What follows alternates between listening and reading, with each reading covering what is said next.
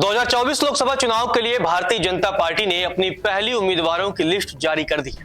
अपनी पहली लिस्ट में बीजेपी ने 195 उम्मीदवारों को टिकट दिया है। बीजेपी ने अपने बड़े चेहरों पर दांव लगाया है। लगभग सभी बड़े चेहरों को बीजेपी ने पहली लिस्ट में अपनी जगह दी है। प्रधानमंत्री नरेंद्र मोदी हों, गृह मंत्री अमित शाह हों, लोकसभा अध्यक्ष ओम बिरला हों, रक्षा मंत्री राजनाथ सिंह हो, ऐसे तमाम जो बड़े नेता हैं, भारतीय जनता पार्टी के जो शीर्ष नेता हैं, बीजेपी ने अपनी पहली लिस्ट में उनको जगह दी है। लगभग 30 से अधिक मौजूदा केंद्रीय मंत्रियों को बीजेपी ने अपनी पहली लिस्ट में ही जगह दी है। चलिए अब आपको बताते हैं कि आखिर भारतीय जनता पार्टी ने किन किन बड़े चेहरों पर एक बार फिर से दांव लगाया है।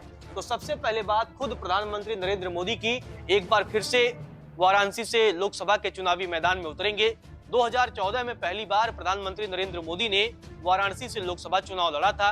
उसके बाद 2019 में भी उन्होंने जीत हासिल की और अब तीसरी बार वे फिर से बनारस से चुनावी मैदान में ताल ठोकने जा रहे हैं। बीजेपी से टिकट मिलने के बाद प्रधानमंत्री नरेंद्र मोदी ने सोशल मीडिया पर पोस्ट किया और बीजेपी को धन्यवाद दिया। साथ ही उन्होंने विश्वास दिलाया कि वो लगातार वाराणसी के विकास के लिए कार्य करते रहेंगे, अथक परिश्रम करते रहेंगे।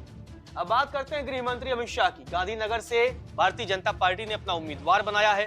2019 में भी गांधीनगर से ही अमित शाह ने जीत हासिल की थी और एक बार फिर से अमित शाह पर भारतीय जनता पार्टी ने गांधीनगर से दांव लगाया है और उनको अपना उम्मीदवार बनाया है। जाहिर सी बात है कि बीजेपी के सबसे कद्दावर नेताओं में अमित शाह का नाम आता है। मतलब मोदी और शाह की भाजपा आज के दौर में कही जाती है और पहली ही लिस्ट में अमित शाह को भी जगह मिली है। गांधीनगर से भारतीय जनता पार्टी ने उन्हें अपना उम्मीदवार बनाया है। इसके अलावा राजनाथ सिंह को एक बार फिर से लखनऊ से ही चुनावी मैदान में उतारा गया है। रक्षा मंत्री हैं और बीजेपी के कद्दावर नेता हैं। कभी बीजेपी के राष्ट्रीय अध्यक्ष भी हुआ करते थे। ये वो दौर था जब 2014 लोकसभा चुनाव के ठीक पहले भारतीय जनता पार्टी चुनावी मैदान में उतरने की तैयारी कर रही थी। तब बीजेपी के तत्कालीन अध्यक्ष राजनाथ सिंह ही थे। राजनाथ सिंह ने ही प्रधानमंत्री नरेंद्र मोदी को अपना बीजेपी का प्रधानमंत्री उम्मीदवार भी घोषित किया था। तो आप समझ सकते हैं कि राजनाथ सिंह का कद कितना बड़ा है। बीजेपी की राजनीति में राजनाथ सिंह का कद काफी बड़ा माना जाता है और एक बार फिर से लखनऊ से बीजेपी ने उन्हें अपना उम्मीदवार बनाया है। अब बात करते हैं अमेठी से स्मृति ईरानी पर भारतीय जनता पार्टी ने फिर से दांव लगाया है। 2019 में जिस तरह से स्मृति ईरानी ने राहुल गांधी को लोकसभा चुनाव में शिकस्त दी, उसके बाद से तो स्मृति ईरानी का जो कद था वो काफी बढ़ गया। 2014 में भी स्मृति ईरानी अमेठी से ही चुनाव लड़ी थी। हालांकि 2014 में उन्हें हार का सामना करना पड़ा था।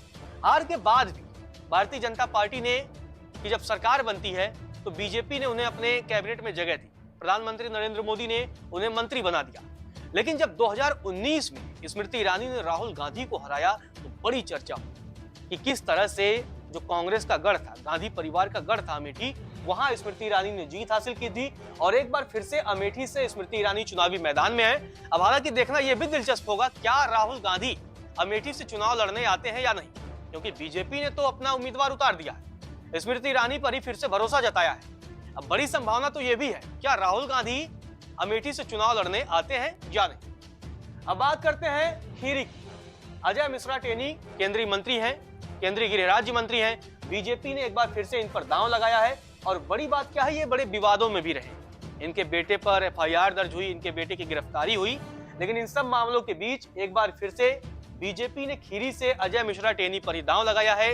मौजूदा समय में केंद्र की मोदी सरकार में मंत्री भी। विदिशा से शिवराज सिंह चौहान को भारतीय जनता पार्टी ने अपना उम्मीदवार घोषित किया है। शिवराज सिंह चौहान एक ऐसा नाम जो पिछले 3-4-5 महीनों से बड़ी जिनकी खूब चर्चा हुई, खासकर जब 2023 के अंत में मध्य प्रदेश में विधानसभा चुनाव हुए तो उस समय जब चुनावी नतीजे आए तो बीजेपी को प्रचंड बहुमत मिली और बहुमत मिलने के बाद भारतीय जनता पार्टी ने शिवराज सिंह चौहान, जो कि मौजूदा मुख्यमंत्री थे, उनकी जगह मोहन यादव को मुख्यमंत्री बना दिया। अब उसके बाद बड़ी चर्चा होने लगी कि क्या बीजेपी ने शिवराज सिंह चौहान को साइड कर दिया है, क्या अब शिवराज सिंह चौहान का करियर खत्म हो गया है।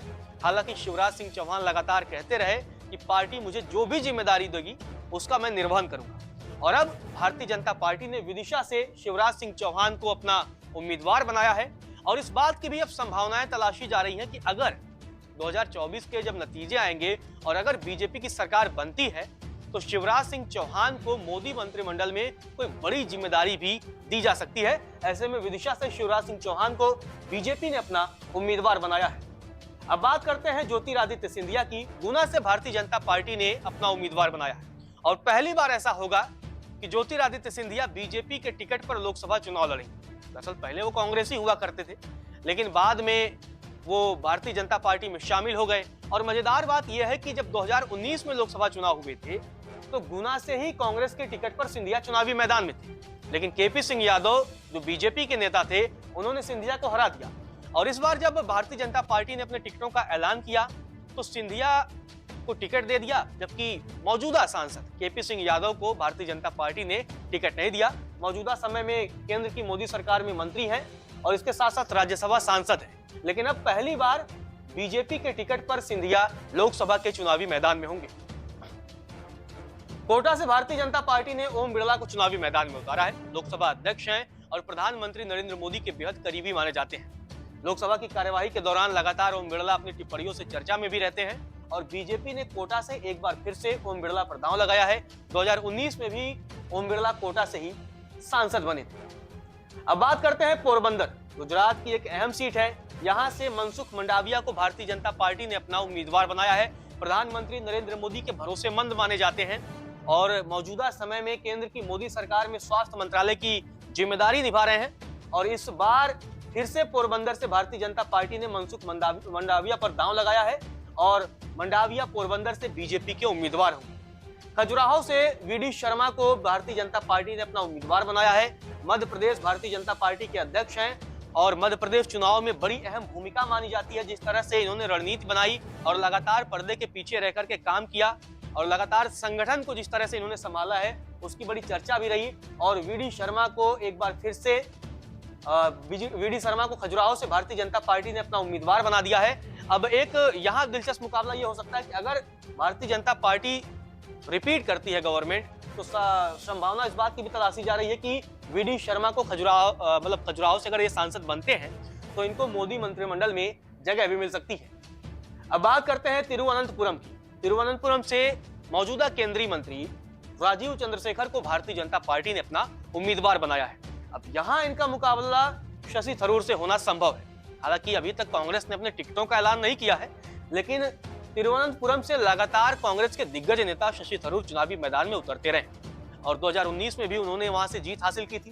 केरल की एक अहम सीट है। अब ऐसे में देखना दिलचस्प होगा क्या मोदी मंत्रिमंडल के राजीव चंद्रशेखर तिरुवनंतपुरम में शशि थरूर को मात दे पाते हैं नहीं, या मुकाबला कितना कड़ा होता है ये भी देखने वाली बात होगी। पश्चिम गोवा से केंद्रीय मंत्री श्रीपद नाइक को भारतीय जनता पार्टी ने अपना उम्मीदवार बनाया है। मोदी सरकार के मंत्री हैं और लगातार, हालांकि ये उतने विवादों में नहीं रहते, लगातार पर्दे के पीछे रह करके ही काम करने में ये माहिर माने जाते हैं। संगठन के बड़े पुराने नेता हैं। खूंटी से अर्जुन मुंडा को भारतीय जनता पार्टी ने अपना उम्मीदवार बनाया है। झारखंड के पूर्व मुख्यमंत्री रह चुके हैं और मौजूदा समय में केंद्र की मोदी सरकार में मंत्री भी है और इन पर फिर से भारतीय जनता पार्टी ने दांव लगाया है। अर्जुन मुंडा को फिर से लोकसभा के चुनावी मैदान में उतारा गया है और मौजूदा समय में केंद्र की मोदी सरकार में मंत्री है। त्रिपुरा पश्चिम से त्रिपुरा के ही पूर्व मुख्यमंत्री बिप्लब देव को भारतीय जनता पार्टी ने चुनावी मैदान में उतारा है। त्रिपुरा के मुख्यमंत्री थे, हालांकि बाद में इनकी कुर्सी बदल दी गई और इनकी जगह मानिक साहा को मुख्यमंत्री बनाया गया। लेकिन एक बार भारतीय जनता पार्टी ने इन पर लोकसभा चुनाव में दांव लगाया है और इनको उम्मीदवार बनाया है। अब बात करते हैं पत्तमथिट्टा की। अनिल एंटनी, जो कि कांग्रेस के दिग्गज नेता ए.के. एंटनी के बेटे हैं, अनिल एंटनी को भारतीय जनता पार्टी ने अपना उम्मीदवार बनाया है। अभी हाल ही में वे भारतीय जनता पार्टी में शामिल हुए हैं। ए.के. एंटनी पूर्व रक्षा मंत्री थे और कांग्रेस की सरकार में रक्षा मंत्री थे और जबकि कांग्रेस के बड़े दिग्गज नेता माने जाते थे। उनके बेटे ने हाल ही में भारतीय जनता पार्टी में शामिल हुए थे और भारतीय जनता पार्टी ने उन पर दांव लगाया है। नोएडा से महेश शर्मा पर भारतीय जनता पार्टी ने फिर से दांव लगाया है। 2014 और 2019 में सांसद रह चुके हैं नोएडा से महेश शर्मा और एक बार फिर से भारतीय जनता पार्टी ने इन पर दांव लगाया है। केंद्र की जब मोदी की पहली सरकार थी तो उस समय ये मोदी मंत्रिमंडल में शामिल भी थे, मंत्री भी थे और एक बार फिर से महेश शर्मा पर भारतीय जनता पार्टी ने नोएडा से अपना ये दांव लगाया है। तो ये वो बड़े चेहरे हैं जिन पर भारतीय जनता पार्टी ने एक बार फिर से अपना दांव लगाया है। मतलब कहीं ना कहीं ये जो तमाम सीटें थी पहली लिस्ट में, जो मजबूत सीटें थी या जो बड़े नेता थे यहाँ, या जहाँ किसी बड़े बदलाव या कहिए कि जहाँ बड़े विवाद की संभावना नहीं थी, वहाँ भारतीय जनता पार्टी ने अपने बड़े बड़े चेहरों को चुनावी मैदान में उतार दिया है। अब यह देखना दिलचस्प होगा कि इन बड़े चेहरों को जीत मिलती है या नहीं, या जीत अगर मिलती है तो ये अंतर कितना होता है। ये तो खैर जब लोकसभा के चुनाव होंगे, मतदाता अपने मताधिकार का इस्तेमाल करेंगे, तभी स्पष्ट हो पाएगा। नमस्कार, मैं हूं मानक गुप्ता। अगर आपको हमारा ये वीडियो पसंद आया हो तो इसे लाइक और शेयर जरूर करें, और हां, हमें सब्सक्राइब और फॉलो करना ना भूलें ताकि आप देश और दुनिया की कोई खबर मिस ना करें। तो जुड़े रहिए हमारे साथ और देखते रहिए न्यूज़ 24।